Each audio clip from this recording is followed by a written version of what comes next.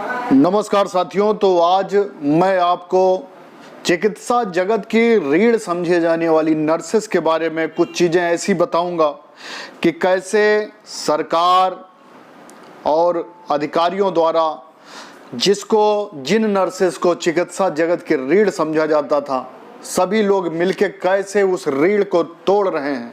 और आज जो स्वास्थ्य का स्तर है वो इसी कारण कहीं कहीं गड़बड़ है, क्योंकि जिन नर्सेस को पहले सिस्टर कहा जाता था, मदर कहा जाता था, चिकित्सा जगत की रीढ़ कहा जाता था, आज उन्हें दर दर भटकने पर मजबूर कर दिया सरकारों ने और कुछ ठेकेदारों ने मिलजुल कर। और ऐसा नहीं, ये गलती किसी एक सरकार की नहीं है। सभी सरकारें पिछले 13 साल में, बसपा भी चली गई, सपा भी चली गई, भाजपा भी चली गई, भाजपा तो चल ही रही है, किसी भी सरकार ने नर्सेस का शोषण किया, उनका उद्धार नहीं किया। नहीं, आज आप 10 साल पहले की स्थिति देखिए नर्सेस की, तो पूरे चिकित्सा जगत में यदि डॉक्टर के बाद किसी का नंबर आता था सम्मान में, सैलरी में, पावर में, तो वो सिर्फ नर्सेस थी, चाहे वो एएनएम हो चाहे जीएनएम हो। लेकिन उनका स्तर सरकार और अधिकारियों की तरफ से गिराते ही चले गए, उनकी पावर कम कर दी गई, उनकी सैलरी कम कर दी गई और उनकी जड़ें ऐसा काट दी गई।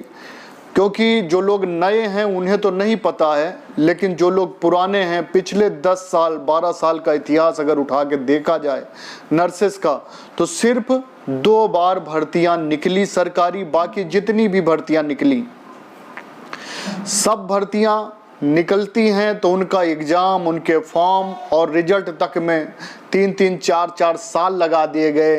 पिछले 12-13 साल में सिर्फ 2 बार भर्तियां हुई। बाकी उसके बाद में आपको पता ही है कि ऐसा खेल चालू हो गया संविदा का।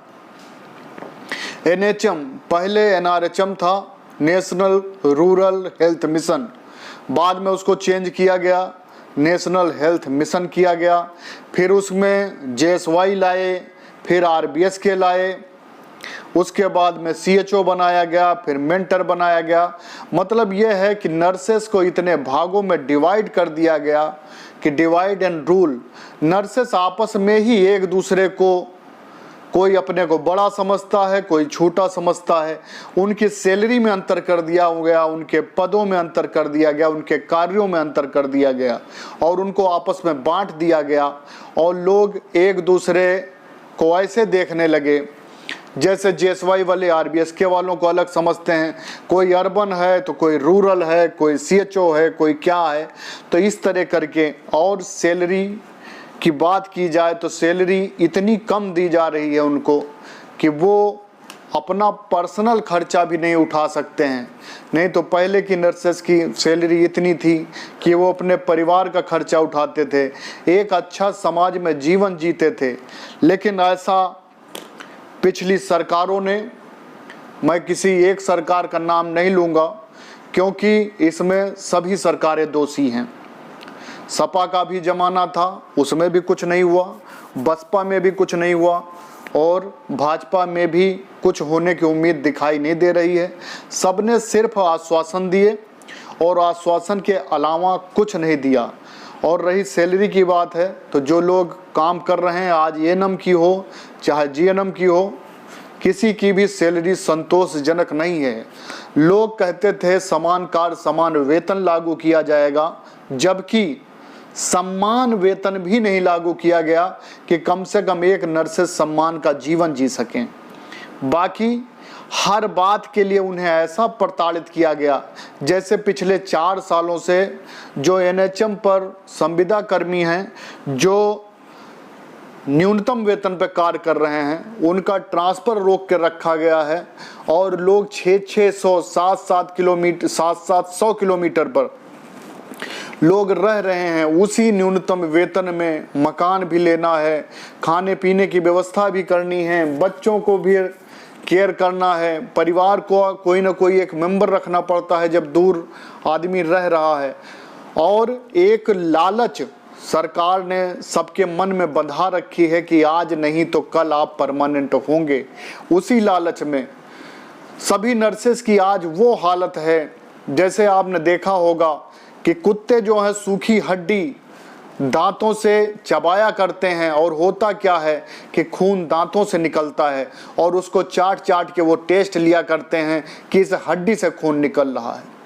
आज नर्सेस की ये हालत है कि उनकी तनख्वाह है 15,000 20,000 और खर्चे उनके हैं 30,000 35,000, क्योंकि आपको पता है कि इस तरह की महंगाई में अपने फैमिली को सरवाइव करना कितना मुश्किल काम है।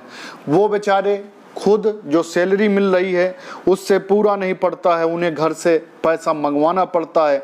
एक मेंबर उनके साथ बेरोजगार बैठा हुआ है, क्योंकि एक अनजान जगह पर किसी महिला को अकेले नहीं छोड़ा जा सकता, कभी बीमार पड़ जाएं, कभी क्या हो जाएं, जानकारी नहीं है।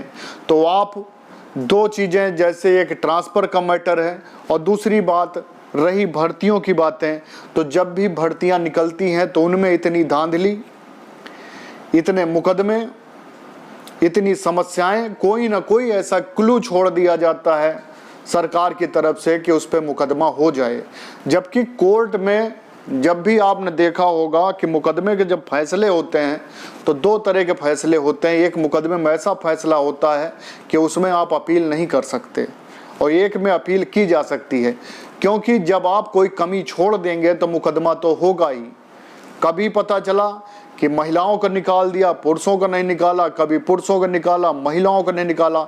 इनको सब कुछ पता है और बाद में कहते हैं कि ये चीज़ तो जी हमें पता नहीं थी। कुल मिला के हड्डी डाल के कुत्ते लड़ाना, आपस में ही कभी नर्सेस को लड़ा देते हैं, कभी फार्मासिस्ट को लड़ा देते हैं, कभी डॉक्टर को और नर्सेस को लड़ा देते हैं। ये एनएचएम में ऐसा खेल चल रहा है डिवाइड एंड रूल का, कि हर आदमी को, जैसे अंग्रेजी शासन में था कि जब सिपाही लोग खाली रहते थे तो उनसे घास कटवाया जाता था, कहते थे कि खाली दिमाग शैतान का घर।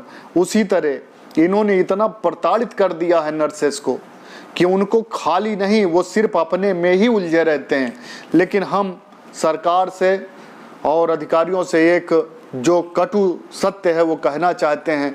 कहते हैं व्यक्ति को इतना परेशान कर दो कि वो बगावत के बारे में सोच ही ना पाए, लेकिन एक उसका सत्य यह भी है कि किसी को इतना भी ना सताइए कि वो बगावत पे उतारू हो जाए।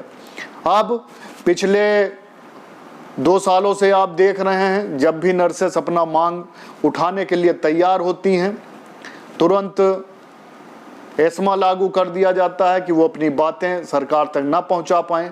क्या सरकार को पता नहीं है कि जो लोग पिछले 10 साल से, 5 साल से, जबकि 3 साल से ऊपर जो कार्य कर रहे हैं उन्हें परमानेंट कर देना चाहिए। लोग 10-10, 15-15 साल से इस उम्मीद में कार्य कर रहे हैं कि आज नहीं तो हम कल परमानेंट होंगे। घर परिवार का त्याग करके अल्प वेतन में जीवन बिता रहे हैं। सबके मन में यही सपना है कि आज नहीं तो कल हम परमानेंट होंगे, हमारा भविष्य उज्जवल होगा। जवानी तो गई, कम से कम बुढ़ापा सुधर जाएगा। इसलिए लोग लगे हुए हैं और ये सोचते हैं कि अब हम इतने साल यहाँ करने के बाद आखिर जाएंगे कहाँ।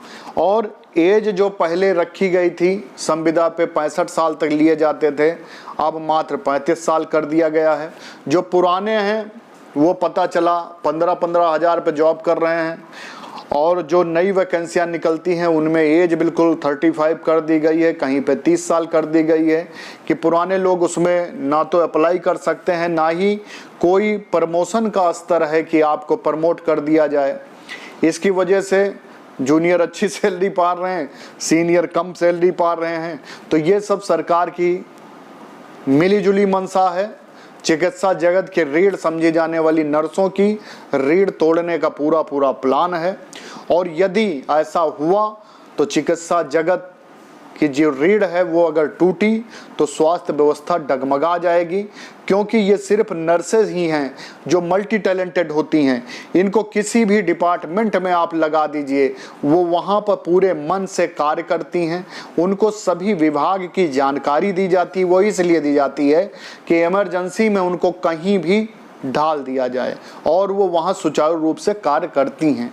लेकिन इस समय उनके सामने समान कार्य समान वेतन लागू करना अत्यंत जरूरी है। दूसरा, उनको विभाग में समायोजित किया जाए और कम से कम शीघ्र जितनी जल्दी हो सके उनका ट्रांसफर मूल जनपद में कर दिया जाए, जिससे वो और एक सम्मानजनक वेतन कर दें, जिससे कम से कम वो अपना जीवन यापन कर सकें।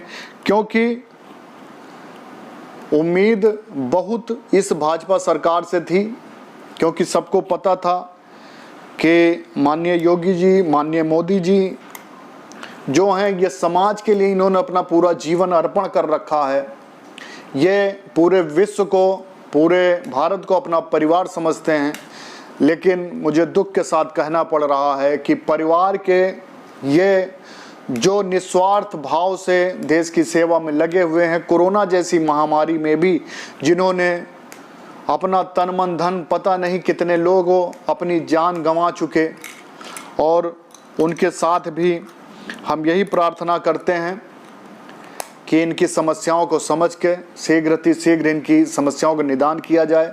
समान कार्य समान वेतन, समायोजन और जॉब सिक्योरिटी, जो भी सुविधाएं हैं इनको दी जाए। क्योंकि एक व्यक्ति के आंखों से आंसू गिरने पे दुनिया तहस नहस हो जाती है। तो जहां पे ये हजारों लोग दिन प्रतिदिन रो रहे हैं, जो नर्सेस जो देश की सेवा कर रही हैं उनकी आंखों से आंसू गिर रहे हैं, तो आखिर क्या होगा। तो इसीलिए मेरा निवेदन है कि इनकी मांगों पर ध्यान दिया जाए।